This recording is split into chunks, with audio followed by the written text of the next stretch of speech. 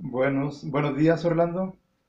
Hoy es martes 28 de abril y vamos a empezar con el tema de electricidad y magnetismo. Seguimos con el tema de electricidad y magnetismo, pero ahora vamos a iniciar los antecedentes necesarios para comprender lo que es las ondas electromagnéticas. Como la palabra lo dice, hay una combinación ahí de electricidad y magnetismo y ondas. ¿Qué tiene que ver la electricidad con las ondas? ¿Qué tiene que ver con la electricidad con el magnetismo? Es lo que vamos a empezar a ver el día de hoy. ¿Ok? Bueno, vamos a prepararnos entonces nuestro pizarrón.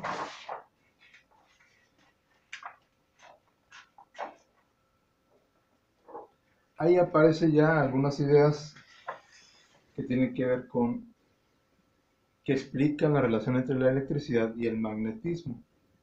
Y como siempre, ya hay algunas cosas que desde la antigüedad se conocían en relación con el magnetismo y la electricidad. Se sabía, por ejemplo, de que cuando había una tormenta eléctrica caían rayos y cuando caían rayos o había un rayo muy cerquita de algún objeto metálico se convertía en imán. ¿Okay? Eso, imagínate la sorpresa que tuvo que haber causado para las personas de ese tiempo. Incluso en nuestros días puede ser algo muy raro, muy curioso. ¿Okay? Bueno, a pesar de esas ideas, como siempre, pues no había manera de comprobar cuál era la relación entre la electricidad y el magnetismo. Se intentó de muchas maneras, se intentó, pero de ninguna forma se pudo encontrar alguna prueba, alguna forma de relacionar los dos fenómenos. ¿Ok? Te diré que accidentalmente, allá por el año de 1820, en una clase, una persona, un maestro, se dio cuenta de cuál era la manera de probar que sí había relación entre la electricidad y el magnetismo. ¿Sí? Esta persona era un científico, obviamente, y se dedicaba a dar clases. Y él tenía también la idea de que sí había una relación entre la electricidad y el magnetismo, pero de manera honesta él reconocía que no se conocía en ninguna forma todavía. ¿Sí? Entonces, cuando uno de sus alumnos le pregunta en clase o durante uno de los experimentos que si él pensaba de que había alguna relación entre la electricidad y el magnetismo, él responde que sí pensaba que la había, pero que no había manera todavía descubierta para comprobarla y para demostrarles eso, ¿sí? Sí le ocurrió hacer una pequeña experiencia, cual no sería su sorpresa de que él en realidad pudo, o sea, dispuso los materiales de la manera como nadie los había puesto hasta ese momento para que pudieran encontrarse la relación entre la electricidad y el magnetismo. ¿Cuál fue esa manera de disponer los materiales? Pues más o menos como lo estamos poniendo aquí en el pizarrón. ¿Sí? Esta pila es nuestra pila moderna, obviamente en ese entonces no había pilas de este tipo, se manejaba la pila voltaica. ¿Recuerdas cuándo se inventó? Sí, bueno, tenía poco relativamente, pero ya servía para hacer investigaciones de este tipo. La pila, unos conductores, parecidos a los de ahora, un interruptor pudo haber puesto también, y la parte más importante es una brújula. Esa brújula representaba la parte magnética de los fenómenos magnéticos. Que recordabas que la brújula funciona en base a imanes. Bueno, pues él dispuso exactamente de manera paralela el cable de la corriente sobre la brújula ya fija, ya apuntando hacia el norte. Nadie lo había hecho hasta ese momento, nadie. Porque no se sabía de cuál era la manera correcta, no porque no quisieran. Lo habían puesto arriba, abajo, de un lado, de muchas maneras, menos de esa. ¿Okay? Se hacía circular corriente eléctrica y no pasaba nada. No nada más sobre la brújula, sobre muchas otras cosas. Pues resulta que cuando Oersted hace pasar la corriente eléctrica, esta aguja de la brújula si se pone en forma perpendicular. muy sorprendido, ahora usted se da cuenta de la importancia de su descubrimiento. La historia no nos cuenta si él fue o otras personas quienes descubrieron o que en realidad cuando pasa la corriente eléctrica por un conductor se genera un campo magnético, pero de manera concéntrica, si de adentro hacia afuera. Ese campo concéntrico gira, tiene un cierto giro, y ese giro es el que nos indica la polaridad del campo magnético. ¿Cómo podemos saber esa polaridad? Bueno, pues aquí aplicamos la regla de la mano derecha, suponiendo la dirección convencional de la corriente eléctrica, que nos dice que va de menos a más, la no convencional, ¿ok? Dirección no convencional. La convencional es de que de más hay mucha electricidad supuestamente, sigue un exceso a un lugar donde hay menos. Que es la manera lógica de ver esto, porque se pensaba que era un fluido. Recuerdo, el sentido no convencional de la corriente es de menos a más. Es que si consideramos eso, de menos a más, perdón, entonces si rodeamos el conductor, voy a tomar un conductor,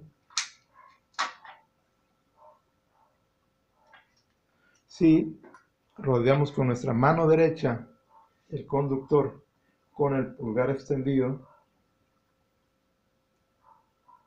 en el sentido del paso de la corriente, entonces en este caso estaremos suponiendo que la corriente va de esta parte de abajo a la parte de arriba, ¿okay? Que es la manera como circula, la manera no convencional. Entonces, que el campo magnético circula como lo indican los dedos. Obviamente, si invertimos el paso de la corriente eléctrica, entonces nuestro dedo apuntaría hacia abajo y el sentido sería contrario. ¿Okay? Sería una polaridad y la otra polaridad magnética, el campo magnético. ¿Okay? Aquí tenemos un dispositivo. Lamentablemente no creo que lo alcances a ver funcionando por me falta un ayudante. Vamos a hacer todo lo posible. Aquí está una brújula. Para reforzar el campo magnético, si ponemos no nada más un conductor, ponemos varios. Son los cables que van a servir para la corriente eléctrica. Aquí está nuestra fuente de corriente eléctrica, la que proporciona el voltaje, la que proporciona la energía. Sería el equivalente moderno de la pila voltaica. Entonces vamos a prepararlo para que rápidamente podamos observar el fenómeno. Hay que ubicar que la aguja y el conductor queden paralelos. Ahí lo ves. Ahí está girado un poquito. Lo acomodamos de esa manera. Espero que alcances a ver la reacción de la aguja de la brújula. ¿Listo? En 5, 4, 3, 2, otro 2 y 1. Pues no reaccionó. Ya se nos descargaron esas pilas. Ok, está desconectado. Vamos a repetirlo. Estamos en vivo. No reacciona. Vamos a checar las conexiones. Ahí está. ¿Listo? No se alcanza a ver un poquito el giro. Ahí está, ¿lo ves? Conectamos, desconectamos. Conectamos. Ahí está. Desconectamos. Conectamos. Y desconectamos.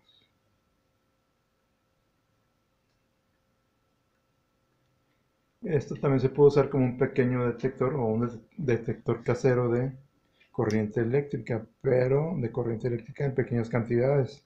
Esto no se pudiera conectar directamente a los enchufes eléctricos. Fundiríamos, habría demasiada corriente eléctrica y podríamos dañar la instalación de la casa o también nuestros aparatos. ¿Okay?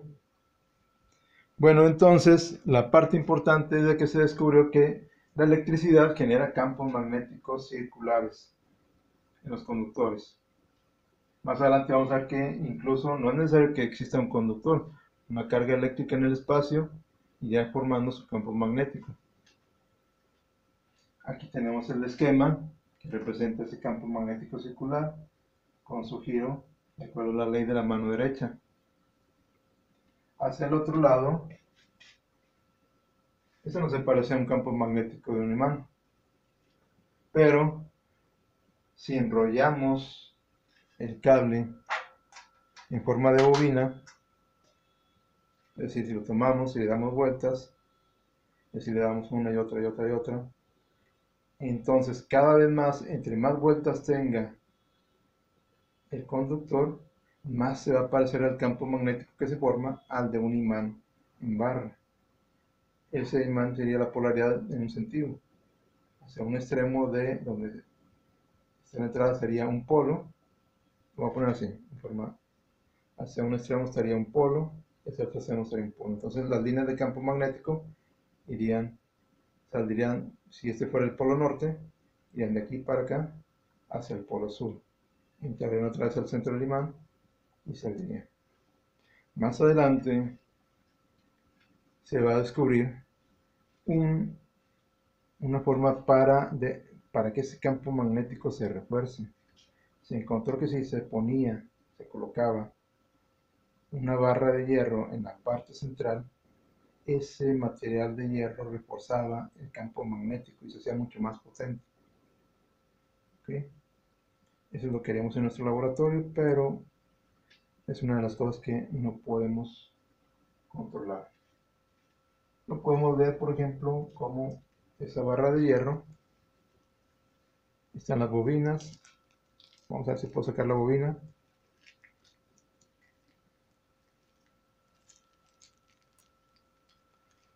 Poco a poco, poco a poco. Y en el centro, aquí se ve un poquito después, ahí la ves. La voy a resecar un poquito. Y en el centro de la bobina pasa el material de hierro. Ese material de hierro refuerza el campo magnético. En este caso, en este objeto en especial que vamos a ver un poquito más adelante, ¿sí? Otra pieza de hierro puesta aquí cierra el campo magnético y lo mantiene aislado.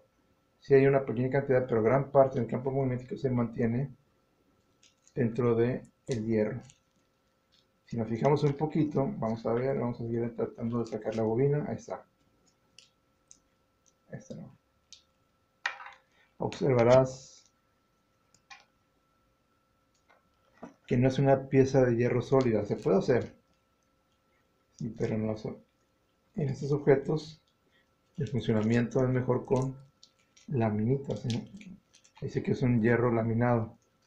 También se habla de hierro dulce, ¿sí? Esto permite que rápidamente, ¿sí?, el objeto se magnetice y rápidamente se desmagnetice. ¿Okay? Es el núcleo de hierro, parte del núcleo de hierro que encontramos en los transformadores. Aquí estarían las bobinas.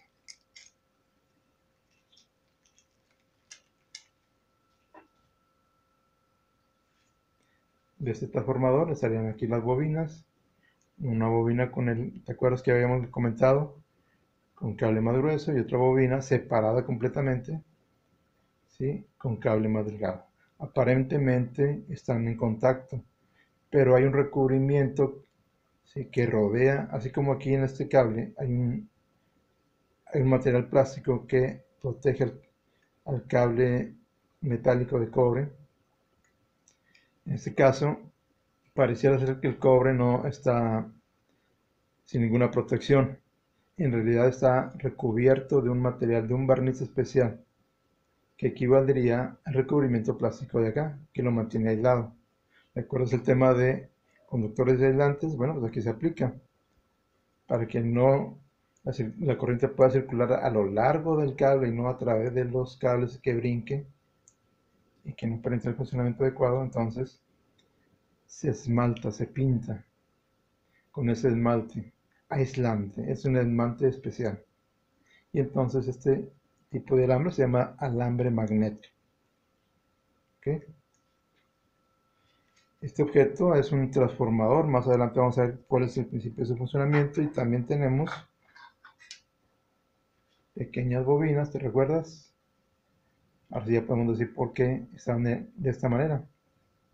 Pequeñas bobinas con también piezas de metálicas laminadas. No se alcanza a ver aquí, pero veríamos que son 3 o 4 piececitas en forma laminadas, en forma de estrella. Cada piececita sería un imán, un imán, un imán, un imán. ¿Okay? Y entonces ese campo magnético que se forma en la bobina, un polo norte, un polo sur, no sé, o al revés, dependiendo de cómo pase la corriente, se refuerza con la parte de hierro. ¿Okay? Y entonces vemos, en resumen, para poder empezar a entender qué pasa con las corrientes, con las ondas electromagnéticas. El experimento de Oersted nos muestra la relación que tiene la electricidad con el magnetismo. Nos dice que la electricidad, a partir de la electricidad se pueden formar imanes, campos magnéticos.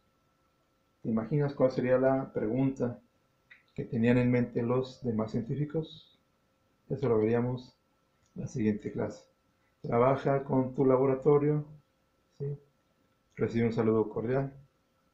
Esperemos vernos pronto en el colegio, ¿sí? Y que estén bien. Saludos a tu familia.